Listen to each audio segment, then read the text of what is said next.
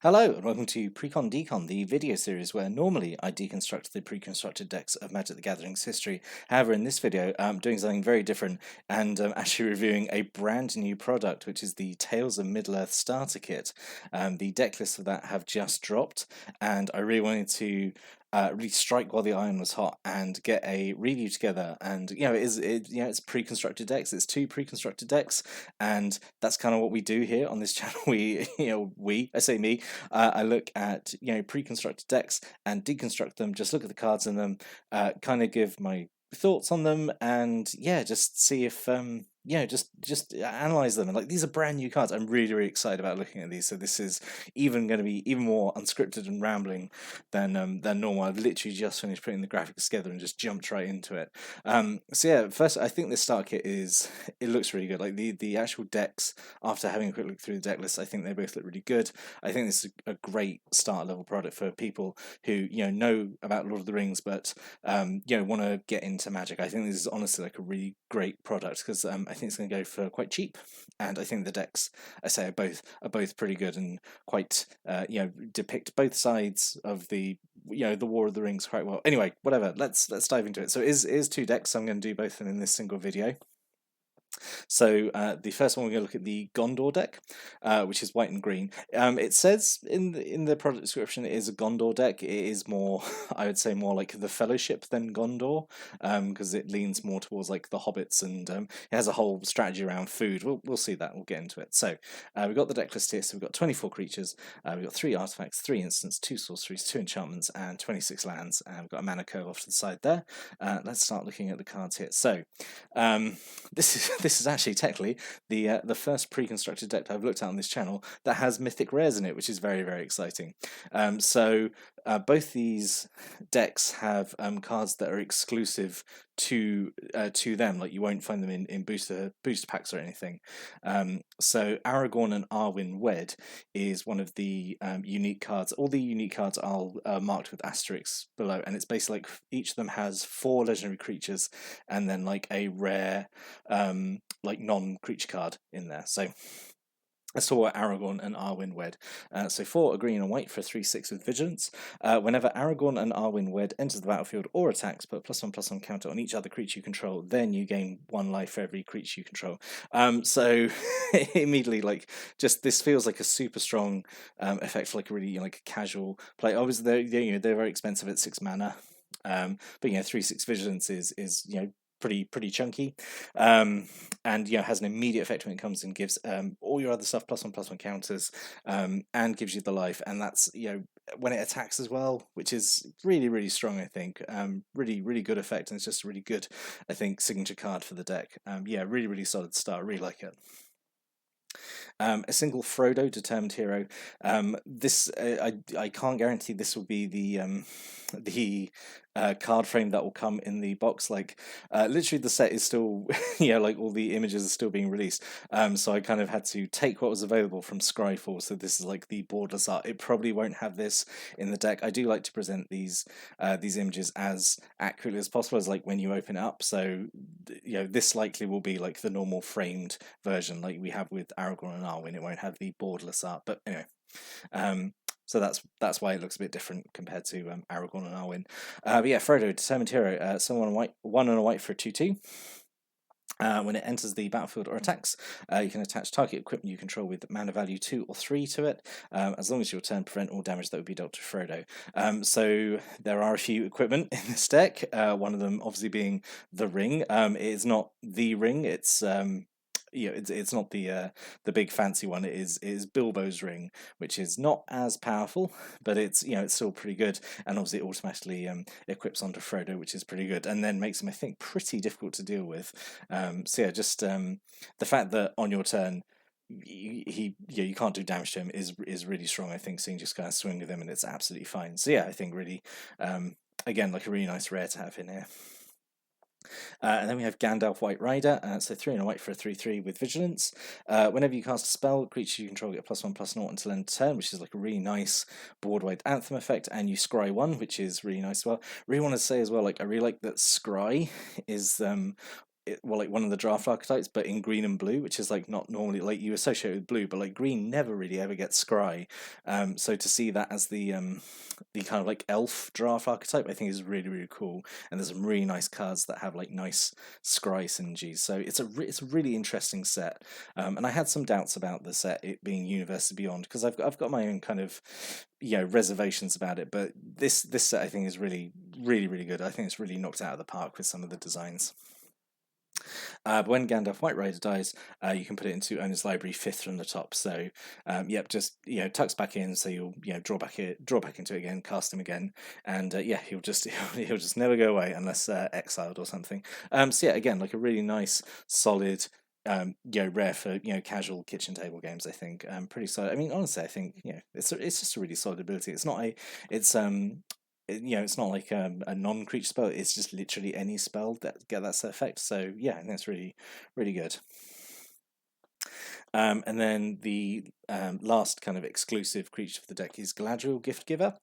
So 3 in double green for 4/4. Whenever Galadriel Giftgiver enters the battlefield or attacks, choose one, either put a +1/+1 counter on another type creature, or create a food token, or create a treasure token. So food is kind of like a big theme of like this deck. You've got a lot of effects that create food or like use food for extra effects, which is really cool. But yeah, and I always like these kind of green creatures that have like a nice kind of like Swiss Army knife effect. Like they've got so many different effects, and the fact again, it's like when she enters the battlefield or attacks, so you always guarantee to get that trigger a lot of times, and yeah, you can just basically do whatever you need it to do. So yeah, really like Galadriel.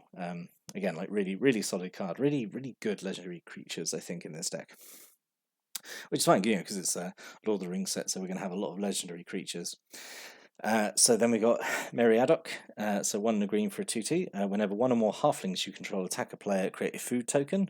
So yeah, just make more food, which is always good. It's just, Meri is essentially just a bear being a 2/2 for 2. But yeah, creating the food for free is pretty good. And then the food is just really nice just to have there. You can just have it hanging out and just sacrifice it for life whenever you need to. Yeah, really good. And then Peregrine Took, 2 and a green for a 2/3. If one or more tokens would be created under your control, those tokens plus an additional food token are created instead. And you can sacrifice 3 foods to draw a card. So from what I remember, I think I was going to say there's another effect in here that creates tokens other than food. Oh well, Galadriel creates treasure, doesn't he? Actually, thinking about it, yeah. I think there's maybe a creature token generation in here as well, so that's nice as well. So yeah, Peregrine has sort of a lot to work with in deck, and also it just counts that whenever you make a food token, you just make an extra food token as well. So yeah, really good, and also be able to turn all those excess foods you create into card draw. I think is pretty solid. Single Rosy Cotton of South Lane, 2 and a white for a 1/1. I was not expecting to get a card for Rosy Cotton, but here we are. 2 and a white for a 1/1. When she enters the battlefield, you create a food token. Whenever you create a token, put a +1/+1 on target creature you control other than Rosy. So like a big theme in this deck is just +1/+1 counters really. I think going and food tokens, and yeah, make sure you have a lot of dice when you play this deck, because you're going to be tracking a lot of stuff. Yeah, I think it's pretty solid, and I think from what we've got in the deck, you're making food tokens like quite often, so you're getting this trigger I think quite a lot, and it's just such a it looks such I think it's just such an innocent effect, but I think it'd be easy to underestimate this, and I think you would actually get quite a lot of value out of this ability, I think. This is all theoretical, obviously, and like I haven't even played these cards yet, so it could all go completely wrong. This is just my very casual assessment of it. A single Landrevel, Horizon Witness, 4 and a white for a 3/4 flyer. Whenever 2 or more creatures you control attack a player, target attacking creature without flying gains flying turn. So we usually see this effect in white a lot. Like a flying creature that gives another creature a lift essentially and gives them flying. So yeah, this is fine, I suppose. I mean, it's just a 5-mana 3/4 flyer that can give something else evasion. Sure, that's fine. Butterbur, Bree Innkeeper, 2 a green and white for a 3/3. At the beginning round step, if you don't control a food, create a food token. So yeah, we're always going to keep generating food, which is pretty good. Which combos obviously really nicely with Rosie and Meri, and not Meri, Pippin. Okay, I'm definitely going to get those mixed up as to which does which. But yeah, it's really nice. Just an automatic again, like food generation is pretty good, and also just being a 3/3 is all right as well. Very buff Innkeeper. And then that's it for the legendary creatures. So then we have a single East Farthing Farmer, 2 and a white for a 2/3. Whenever East Farthing Farmer enters the battlefield, you create a food token, and when you do, target creature you control gets +1/+1 turn for every food you control. So this is really nice. At the very minimum, it's like 3 mana for a 2/3 that's giving something +1/+1 turn. But if you're really ramping up the food, this could come down and really give like a really big buff. Honestly, pull a lot of weight for only 3 mana. I think so. Yeah, I think this is really solid. Honestly. A single generous Ent, 5 and a green for a 5/7 with reach, so pretty expensive. When it ends the battlefield, you create a food token, and it has forest cycling for 1, so land cycling is in the set, which is really interesting. Yeah, I think this is just, again, very solid, just 6 mana, 5/7 reach. There's quite a few flyers in the Mordor deck, so this is like one of the only real ways you got to deal with flying creatures apart from Landrevel. So yeah, this is all right, and also, if you need to pitch it for forest cycling, that's fine as well. The fact it only costs 1 is, I think, pretty good. We've got 2 Mushroom Watchdogs, 1 and a green for a 2/2, so essentially a bear. You can sacrifice food to put a +1/+1 counter on it, and it gets Vigilance turn. But you only do that as a sorcery, so it's not super ideal as a combat trick, but like it's better than nothing. So again, like you got so many effects in the deck that create food. These could jump up like quite heavily, I think, just to keep eating food and get stronger and become like pretty decent attackers on these. So yeah, I think having 2 of these is pretty good. We've got 2 Bag End Porters, so 3 and a green for a 4/4. Whenever Bag End Porter attacks, it gets +X/+X land turn, where X is the number of legendary creatures you control. Off the top of my head, I think it was 9 you have. Right, because you have. I'm just trying to remember them all. So you got Arwen and Aragorn, you got Frodo, you got Gandalf, you got Merry, Pippin, Rosie, Butterbur. You've got like a ton of legendary creatures in this deck. So almost like you're almost certainly going to have like at least 1 out for this ability. So these are 5/5 when he attacks at say at the very minimum. But even if you don't have that, he's a 4/4 for 4. That's fine, I think. Just a fairly beefy vanilla creature. You got 2 Protector of Gondor, 3 and a white for a 3/3. When it ends the battlefield, you just create a 1/1 white human soldier creature token. So yeah, it's fine, absolutely fine. Just a 3/3 with an extra token, like quite standard. A single Eastmark Cavalier, 1 and white for a 2/2 with vigilance. Whenever it deals damage to a goblin or orc, destroy that creature. So yeah, that's again pretty good. I mean, like doing a it's always funny, like for me, who used to play Magic. In sort of like around, I know the sort of like the mid noughts to mid tens, really, like seeing just like a 2/2, like a common, a 2/2 for 2 with like a keyword and like an extra ability stuff. It always feels like so like, oh my god, like the power creep is real, and like this is, I know by today's standards such a unremarkable card, but man, like to see it now and just like, oh, how far we've come since like Silver Coat Line and stuff. But yeah, this is, I think, pretty cool, and like obviously very flavorful as well. A single Westfold Rider, 1 and a white. Sacrifice Westfold Rider, destroy target artifact or enchantment, activating your sorcery, and it's a 3/1. So this is okay. It's a worse version, I think, of what was it, Cathar Commando in one of the more recent Innistrad sets. It's okay. The fact it's a free sacrifice outlet to destroy an artifact or an artifact or enchantment. That's fine. Only as a sorcery kind of hurts it, but at least it doesn't cost anything to do it. I suppose you don't have to tap either, so that's okay, I suppose. And it's still at the very least it's 2 mana for a 3/1. 2 Woes Pathfinder. This is where my kind of limited Lord of the Rings lore knowledge comes in, because I have no idea who the Woes are. But 1 and a green for a 1/1. Tap to add 1 mana of any colour, which is pretty solid. And you can pay 3 a green and tap. Another target creature gets +3/+3 and gains trample and turn. So yeah, it's alright. It reminds me of the Invokers from like Zendikar and before that Legions, where you just sunk a bunch of mana into it for like a pretty big effect. This is okay. I think it's nice that it's a mana dork though. So yeah, it's alright. And then I've made a mistake here. It's not 1 Night of the Keep. I think it's actually 3 Night of the Keep. So I'm really sorry about that. But yeah, I think there's 3 Night of the Keep, which so 2 and a white for just a 3/2 vanilla. Yeah, so that's absolutely fine. Like just to fill a bit of space. So then moving on to non-creature spells, so we have a single second breakfast. I'm so happy I'm so happy there's a card called Second Breakfast now. So 2 and a white. Two type creatures each get +2/+1 till end turn, and you create a food token. So this is like a really solid buff spell. The fact it makes a food token as well is really good. Yeah, I think this is just a really solid combat trick. We've got 2 mini partings, so 1 green mana. Search your library for a basic land card, reveal it, put into your hand, and then shuffle, and then you create a food token. So it's doing, again, like I feel a lot for just like 1 green mana. It's helping you sort out your land and making a food token, which the deck really wants. You want food in this deck. So yeah, I think that's really solid for any single green mana. And a single Stew the Conies. I love the art on this. just Sam beating the crap out of Gollum with a frying pan. It's amazing. So 2 and a green. It's a one-sided fight effect. So a creature you control deals damage to equal to its power to a creature you don't control, and then you also create a food token out of it. So yeah. It's fairly decent removal spell, I suppose. And you've got like creatures in here that can get pretty big. You've got so many effects that give like +1/+1 counters or whatever. So yeah, this is pretty solid. And then a single You Cannot Pass. You can't have a Lord of the Rings set and not have You Cannot Pass. So 1 white mana, instant destroy target creature that blocked or was blocked by a legendary creature this turn. This is a really fun removal spell, I think. Not a difficult condition to meet in this deck either. Says you got so many legendary creatures, so yeah, really like this. Yeah, feels very very efficient, and also so many people are going to be doing their best Ian McKellen impression as they cast this. I think I'm going to have a great time with this this set. Just as I'm going to be quoting the films like non-stop.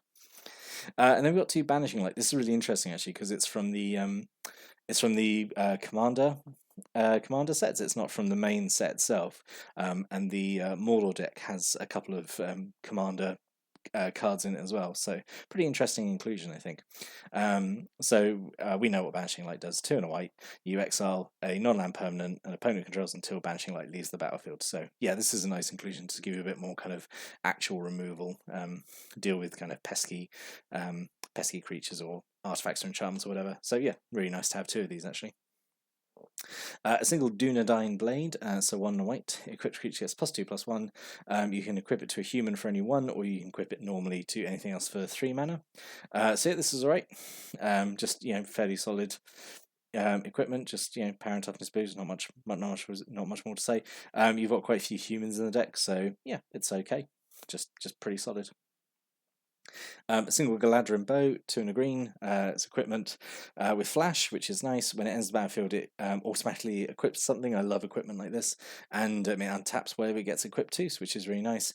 And the equipped creature gets +1/+2 and has reach. So it's doing a lot really. You can view it as essentially like a combat trick, which I think is pretty good, and then you can equip it for 2, which is really solid. I like this. I feel like it's doing a lot for just a common. I think it's an okay little kind of combat trick. And then we have Bilbo's Ring. So 3 mana legendary artifact equipment. As long as your turn equipped creature has hexproof and can't be blocked, whenever equipped creature attacks alone, you draw a card and you lose 1 life. You can equip it to a halfling for only 1, or you can equip it to anything else for 4. So neither of these decks use the ring tempts you mechanic that's in the set. Maybe they thought that would be a bit too complex for like a starter kit, which is a bit of a shame because like a lot of some of the best cards I think in the set use the ring tempts you mechanic. So this I feel is maybe the compromise, like we can't have like the starter kit and not have like the ring in it, so we'll do this. We'll do Bilbo's Ring. But yeah, this is pretty good. Put this on Frodo and he's just an absolute nightmare to deal with because then he can't do damage, he's got hexproof, and he can't be blocked. And and you can get some card draw off it as well. So yeah, I think this is pretty good extra inclusion. This is like the last exclusive card on the Gondor Fellowship side. So yeah, I think it's pretty good. And then 2 Shire Terrace. It's a land that taps to give you colourless, or you can pay 1 and tap, sacrifice it, search your library for a basic land card, put it into the battlefield, tap, and then shuffle. So yeah, I think this is perfectly fine. I wonder if this is. I don't actually know if this is a functional reprint of an existing non-basic land because it feels very good. Oh my god, it's just Terramorphic Expanse, isn't it? I'm being so dumb. So excited about new cards and be like, oh, this is a brand new exciting design. It's basically Terramorphic Expanse that lets you tap for 1, isn't it?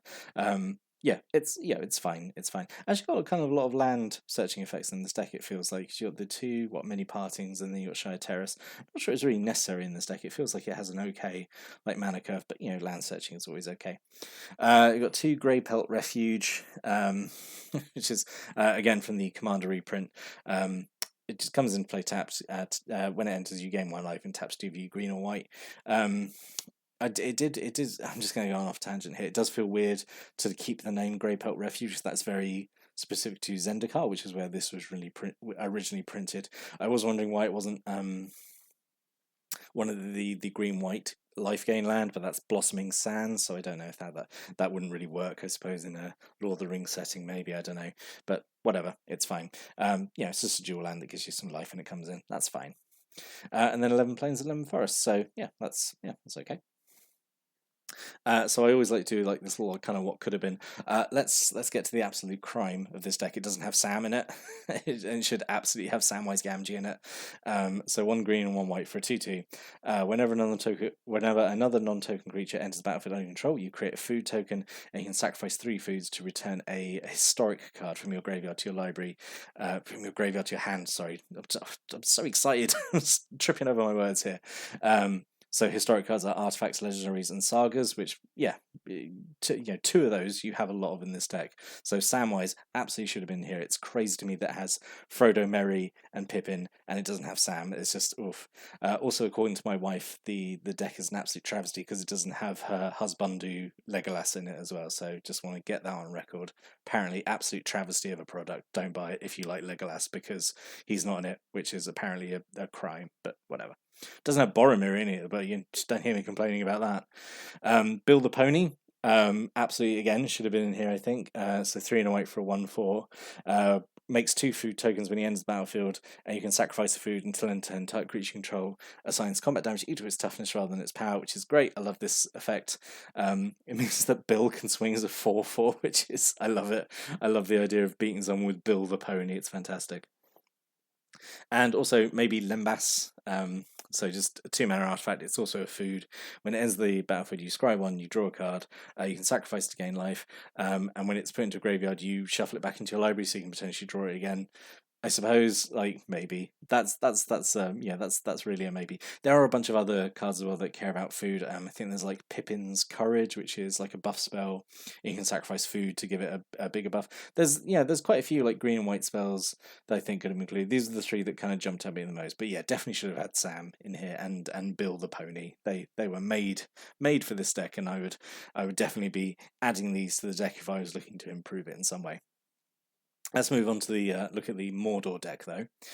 So we've got 23 creatures, 6 sorceries, 3 instants, 1 enchantment, 1 artifact, and 26 land, and we've got mana curve there. So the foil mythic of this one is Sauron the Lidless Eye.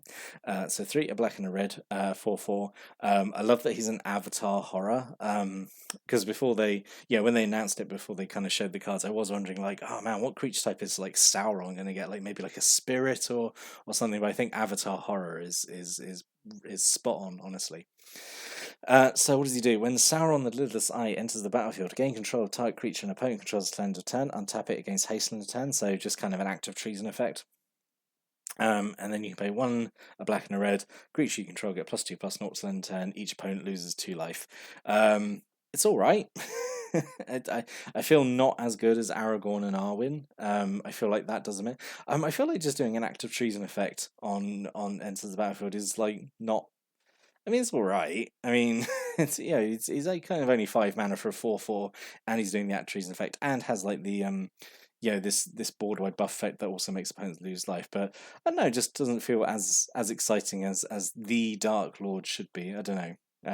Still perfectly solid, I suppose. Just again, it also feels weird that it's having like menace or death touch or anything. I don't know. Just feels a little lacking in some way. But yeah, it's still okay. Still okay.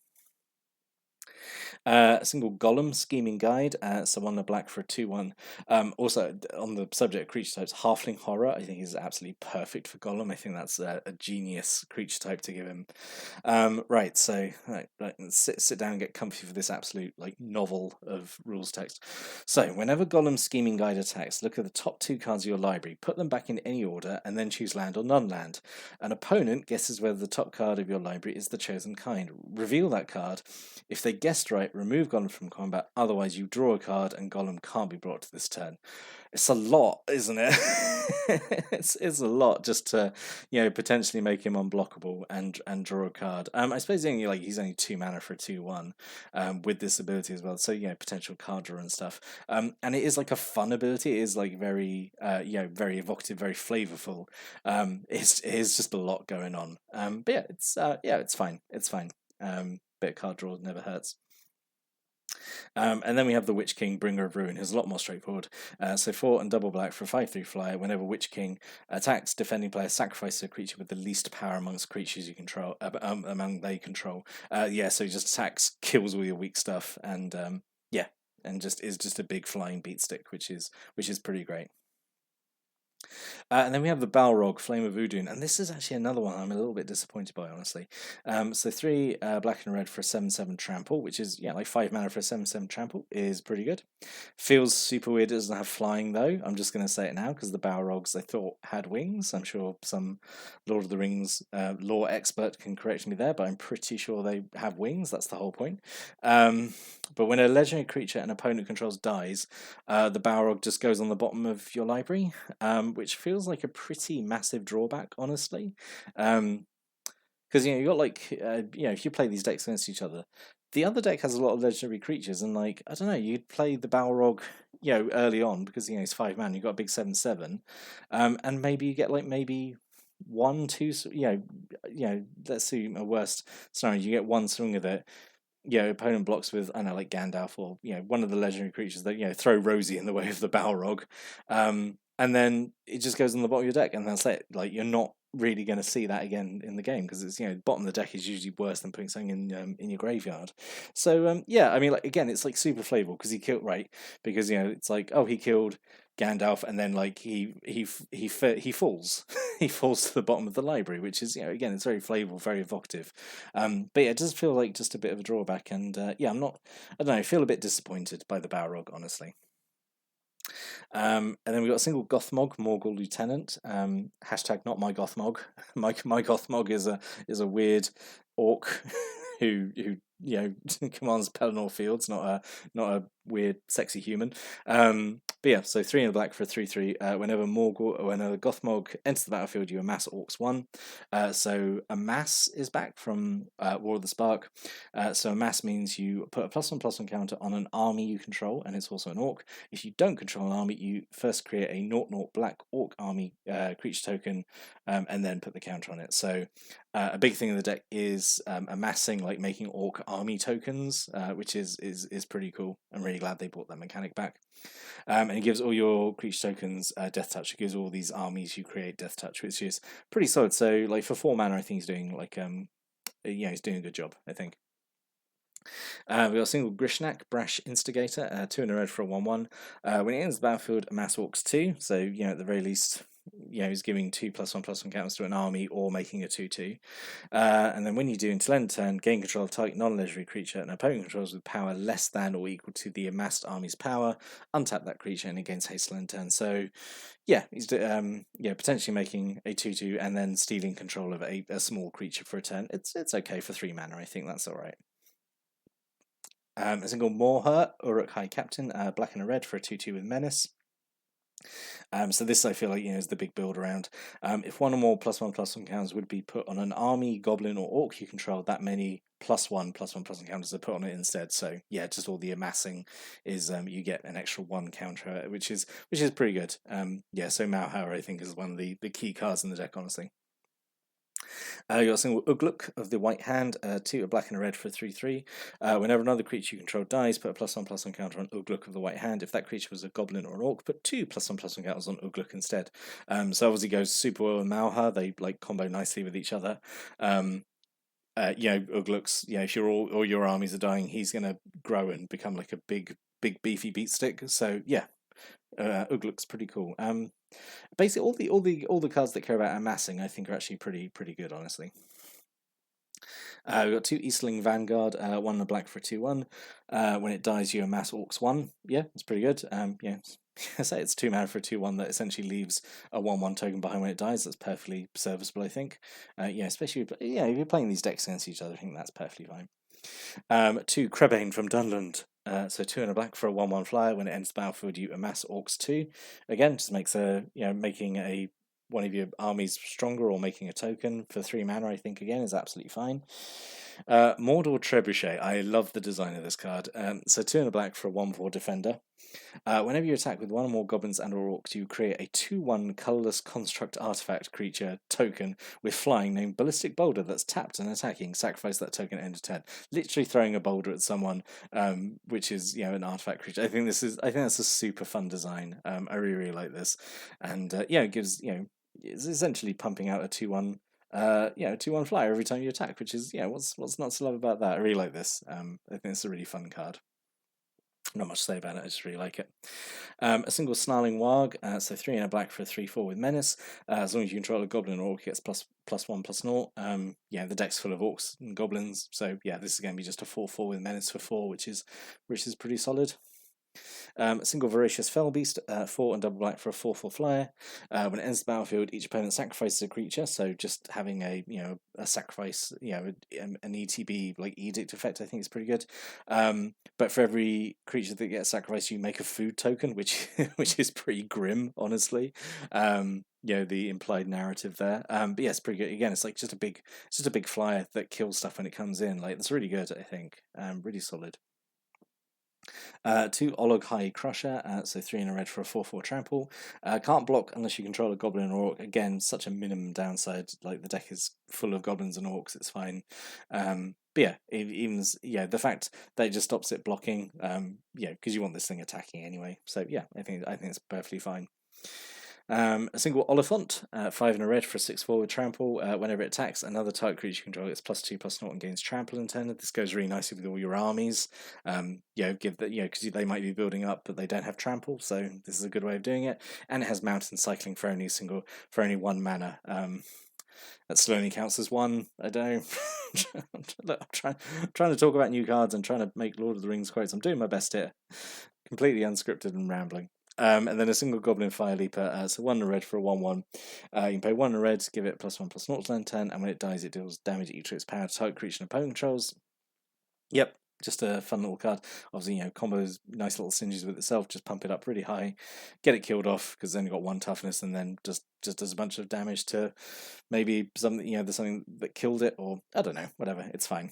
And then 3 Goblin Slains, which is 1 and a red for just a 2/2. Got 3 of those. Just a bit of vanilla filler, I suppose. So non-creature spells, we've got a single Cast It into the Fire, or just Cast Into the Fire. Sorry, not Cast It into the Fire. So 1 and a red. Instant, you choose one. Either does 1 damage to each of up to 2 target creatures, which is kind of weak, honestly. Or you can exile an artifact. I'm not sure this kills anything in the Gondor side of the deck. Maybe like one of the tokens, maybe like. But I don't feel like this is going to do much in this deck, honestly. Not super overwhelmed with it. I'm not saying it's a bad card. Just if you played these against each other, I don't think this would be doing much. I suppose it could like finish off creatures that were already taking damage in combat or something. But yeah, it's maybe not super impressive. I don't know. So the other unique card is Fires of Mount Doom. So 2 and a red. It's a legendary enchantment. When it enters the battlefield, it does 2 damage to target creature and opponent controls, and you destroy all equipment attached to that creature, which is pretty cool. And you pay 2 and a red. Exile the top card of your library. You can play the card this turn. When you play a card this way, Fires of Mount Doom does 2 damage to each player. So this is really good, I think. Because I assume, when I first read it, I assumed that second ability was like, oh yeah, you sacrifice, Mount Doom, you get like this 1 turn impulse draw. No, it is repeatable, so you can just like keep doing it. And as long as you keep playing it, Fires of Mount Doom is going to keep kicking off and doing damage. It does damage to you as well, but it's fine. You can outrace your opponent, I suppose. hopefully they don't pop all their food before you can kill them with Fires of Mount Doom. But yeah, I think this is a really cool card. I think it's very, again, like very evocative. This is, yeah, I like it. I like it. Single Fire of Orthanc, 3 in a red. Sorcery, destroy an artifact or land. Creature without flying can't block this turn. I like this kind of effect. I've just, I feel like in a recent video I had, because I've just, what was the last one I looked at? I think one of the M12 videos had Tectonic Rift, which is a card very similar to this, which was destroy a land and creature without flying can't block this turn. So this is exactly the same cost, except you can do an artifact or a land, and same effect. Takes away all the non-flying blockers for a turn. So really, really strong. So especially when you've got so many armies, and there's so little flying in the set because it's like Lord of the Rings. Like there's not, it's not like full of angels and stuff or things that normally fly. Like the Gondor side has only really got the eagles, I think, or like the one eagle, and I can't think what else it's really got. So this could potentially be a win condition for the Mordor deck if you play them against each other. Single Swarming of Moria, 2 in a red. You create a treasure token and amass orcs 2. Yeah, I think this is perfectly fine. Not much to say about it. Yeah. A single, 2 Foray of Orcs, so 3 in a red. Amass Orcs 2, and when you do Foray of Orcs, deals X damage to target creature and opponent controls, where X is the amassed army's power. So at the very, very least, this makes a 2/2 and does 2 damage to an enemy creature. But if you've got an army out already, it can really take down bigger stuff, which I think is really, really interesting, really nice design. I really like all these amass cards. I think are really great. A single Shelob's Ambush, 1 black mana instant. Target creature gets +1/+2 and gains Death Touch on turn, and create a food token. I think it's doing a lot for 1 black mana. Just I think giving +1/+2 and Death Touch on turn is honestly like pretty good, and throwing a free food token as well is pretty good. So I like this. A single Nasty End, 1 in a black. Instant as additional cost to cast this spell, sacrifice creature, draw 2 cards. If it was legendary, draw 3 cards instead. So this is, what's the card? Altar's Reap. It's essentially that, but like with a small upside if you sacrifice a legendary creature, which again, like you've got a fair number of in the deck. Not as many, I think, as in the Gondor deck, but like you've still got like quite a few, and you got like. You got some of the legendary cards. Sorry, excuse me. You got some of the was it Grishnak, who once you've cast him and he's had his effect, he's basically useless. So you can sacrifice him to Nasty End and he'll be absolutely fine. And then 2 Feed the Swarm. So this is like Banishing Light in the other one. This has come from the Commander decks. So 1 in the black. Destroy target creature or enchantment opponent controls. You lose life equal to the permanent's mana value. And man, that's like an as a veteran player, it feels so weird seeing black get enchantment destruction these days. It's so weird to me, but I like it. It's good. It gives it extra flexibility. This is just a really solid removal spell. I like it. And then a single Mind Stone, again from the Commander set. This is just a reprint of classic Mind Stone, 2 mana artifact. Taps to give you colours, or you can pay 1, tap, sacrifice it, and draw a card. Yep, that's fine. We've got 4 Evolving Wilds, so really nice to get a full playset of these. Just classic Evolving Wilds. You just tap, sacrifice it, and search up a basic land card. Yep, that's great. And then 11 Swamps and 11 Mountains. So let's talk about what maybe could have been in this deck. I think Grima would have been fun, like a really interesting like counterplay to the Gondor one, because it stops opponents gaining life, so it makes all that food useless, which I think would have been pretty interesting. And you can sacrifice creatures to him to make another player lose life, but if you sacrifice a legendary creature, you amass orcs too, which is pretty okay. I think Grima could have been interesting in here. March from the Black Gate, I think definitely should have been here.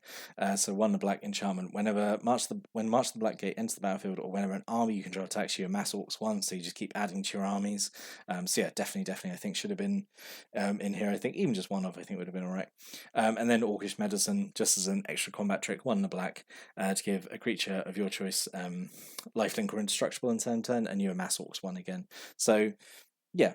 Kind of a few things wrong in the Mordor deck, I think, but I do think both of them are really solid. I think I like the legendary cards in the Gondor side more, but I think I like the overall strategy of the Mordor one, like with the armies, like a bit more.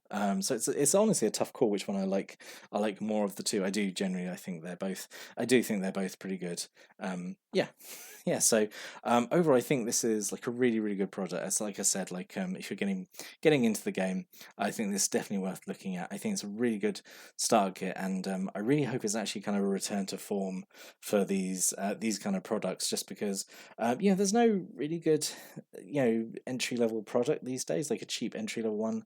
That's also good as well. Like we've had starter kits before, but they have generally been pretty bad. So this gives me kind of a lot of hope that maybe going forward we'll see, more products like these kind of starter kits, and they'll be of the same kind of quality. But yeah, maybe I don't know. This will just be a one-off because it's Universes Beyond, and they want to draw in a bigger crowd. Who know Lord of the Rings but maybe don't know Magic. But I don't know. Yeah, so overall, I think this is a really great product. I've pre-ordered it. I'm looking forward to getting it in a few weeks, and playing some games with it, and yeah, maybe then modifying the decks a bit more. I say I definitely got some ideas, like including Samwise and Bill the Pony must be done. But yeah, really hope you like this video. If you got any thoughts or comments about these decks, any of the cards, stick a comment below. Always love reading people's comments. But we will resume normal service, and the next video we'll be back to looking at the old. What are we up to at the moment? Innistrad? Yeah, we just started Innistrad, so we'll carry on with those videos. But yeah, just really wanted to get this video out there kind of as soon as possible. I wasn't expecting to be doing it this early, but I say the deck list dropped, and I thought, nope, strike with the irons hot and do it and get it out there. But yeah, I really hope you enjoyed this video, and yeah, thanks for watching and listening, and have a great day.